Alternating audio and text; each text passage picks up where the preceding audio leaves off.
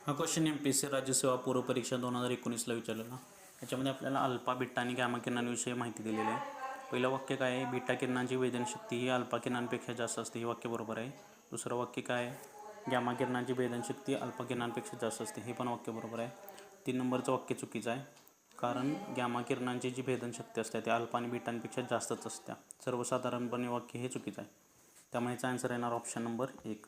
तर आपल्याला 9वीचं जे सायन्सचं स्टेट बोर्ड आहे पेज नंबर 156 वरती अल्फा बीटा आणि गॅमा किरणांविषयी माहिती दिलेली आहे. तर नेचर कसं असते? अल्फा किरणांचं पॉझिटिव्ह असते, बीटा किरणांचं कसं असते? निगेटिव्ह असते. आणि इलेक्ट्रोमॅग्नेटिक इंडक्शनच्या रिगार्डिंग कोण येते? गॅमा किरण. वस्तुमान किती असते?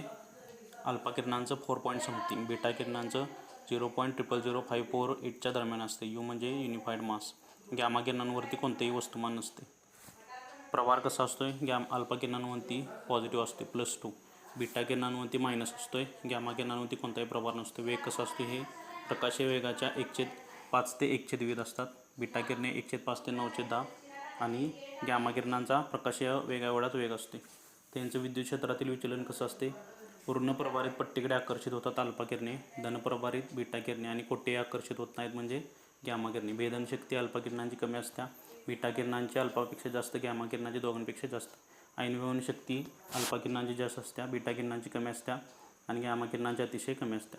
प्रतिदीप्ती निर्माण करण्याची शक्ती अल्फा किरणांची जास्त असते, बीटा किरणांची कमी असते आणि गॅमा किरणांची त्यांच्यापेक्षा कमी असते. 9वीचं सायन्सचं स्टेट बोर्ड पेज नंबर 156.